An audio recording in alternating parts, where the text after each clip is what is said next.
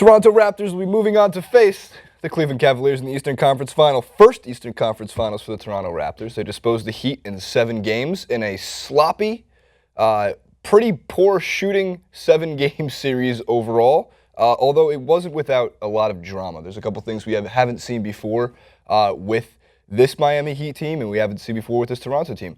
Kyle Lowry proved me completely wrong. I have no other way to put it. Can you say this really quick for me? Yeah. Francis, you will never win the lottery. Francis, you will never win the lottery, ever. You will go 0 for 37 on the lottery this year. I think I'm gonna see my rewards very soon. Now you'll be 3 of 37.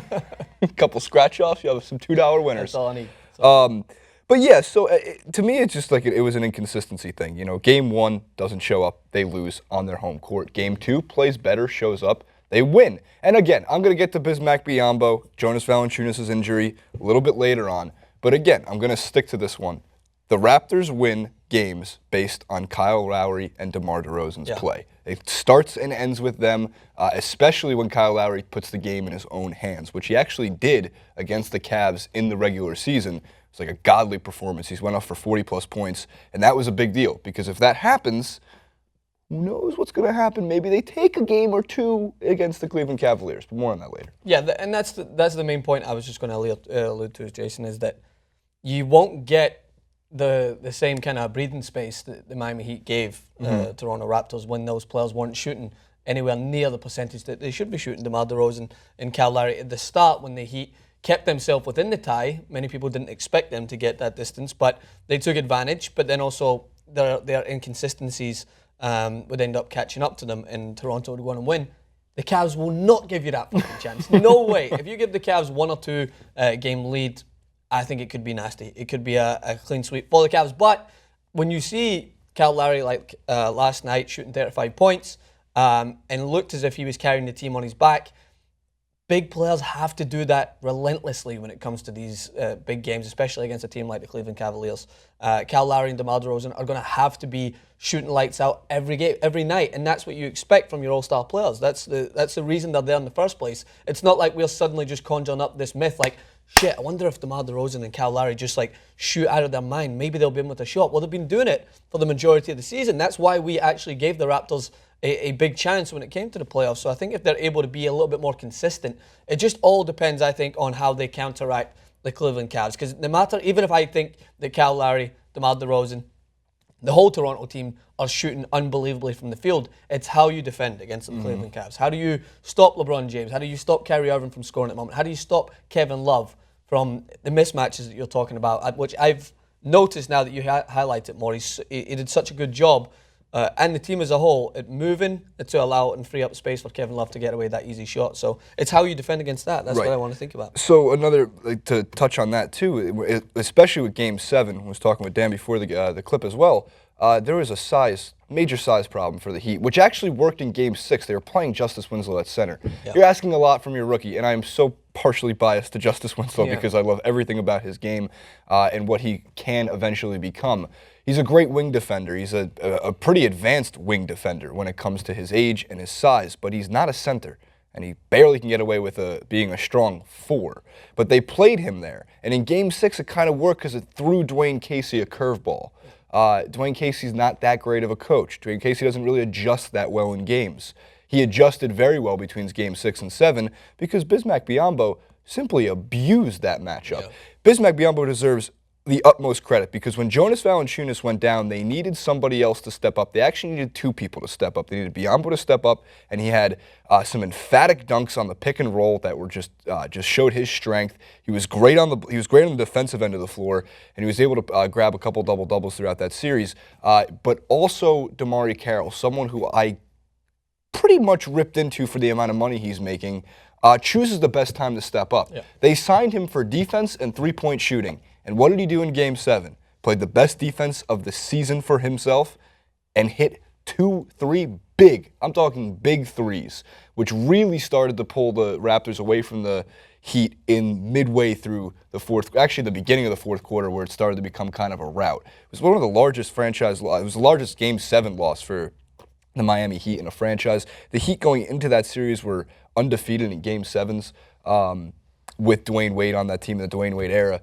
And it simply looked like Dwayne Wade can't do what he used to do, even though he played a terrific playoffs. He did. He looked at times like the old Flash version of himself, and that turned into, I guess, age finally caught up to him. Yeah. Because when you don't have Whiteside, when you don't have Chris Bosh, which obviously people who still want to undersell Chris Bosh's value to a team, my God, they're a different team with him on the floor. Yeah. Goran Dragic deserves a lot of credit, even though his face took a beating again. You see the ball hit him in the face in like game 4. The guy's just a magnet to the ball in the face. I don't know. Happens all the time. Even J.R. Jackson was tweeting out like this guy's luck. He just has to. He's get like his that face. Goalkeeper on that stupid like parody video, but you see the goalkeeper says it with his face. That is him. Someone will comment in the section below because they always mention his name. I can't remember what it is, but that is definitely him. But he's the Goran Dragic of football. Yeah. You just echoed what I was going to say about Chris Bosh. Is like having watched the Heat for a while, and I loved watching them with the big three. But I always thought that Chris Bosh was undervalued, even when LeBron and Dwayne Wade were playing out of their mind, because he's that versatile player that it almost like, so in footballing terms, you use a guy like that as a wall player, right? Mm-hmm. So he obviously backs up into his opponents, a big guy, 7-footer, but he holds up the ball well in terms of how I would envision it from a football player to find easier options on the court. And I always thought that Chris Bosh was easily one of the reasons why Dwayne Wade would find so much space. Oh, yeah. And I think that in this series, they missed that extra player. They missed, like, it didn't have to just be Bosh. It could have been someone of significant value. But I think Dwayne Wade did everything he could, and it was relying solely on him shooting out of his mind, which he was able to do for the majority of the series. But I don't often say, oh, well, they did themselves proud. But I think the Heat had no right to be at that stage, even to take the Raptors, seeing both of their squads to that distance. So I do think that they will, I would say, giving themselves a good name or a good send-off, depending on what Dwayne Wade does now. I mean, right. I'm interested to actually discuss what his next decision is. He's going to play. I think he's going to re-sign with the Heat. It's just they have to find exactly this same formula and add some pieces. Mm-hmm. Like Luol Deng, I think is going to leave in free agency for the Heat. But Pat Riley will lure in talented players. Maybe not A-list players. I mean, there's Al Horford's on the market. There's obviously a lot of guys that we've been talking about. But a couple of role players to put around. Goran Dragic is still there. He's not old. He can still play. Obviously, he proved what he can do when he steps up in big games, and he had a terrific. His best play of the season came in that 7-game series. Sam Whiteside can mature. Whiteside, they just need to find a way to get him to.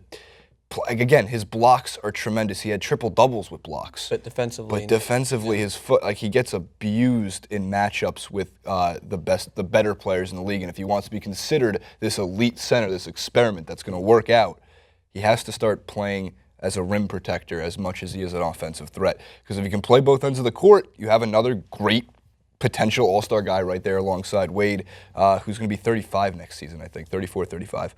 All right. Last takeaway from this, if you give Dwayne Wade and Russell Westbrook 100 shots from 3 in a mundane part of a game, first, second, third quarter, they will go 2 of 100. Yeah. If you give Russell Westbrook and Dwayne Wade a game-tying or game-winning 3, they're undoubtedly going to hit it. Yeah. I have never seen in my life Dwayne Wade miss. He was like 0 for 58 in a stretch during the regular season from 3. But my God, throughout that series, the same with Russell Westbrook in the Western Conference, if there's a big 3 to be taken, both those guys seem to make it. But outside of that, they're miles off. I mean, I saw Dwayne Wade hit just the backboard. Yeah. Didn't even hit the rim. The Raptors, as for them, check out Jurassic Park because that's the most fun place to be in the basketball world.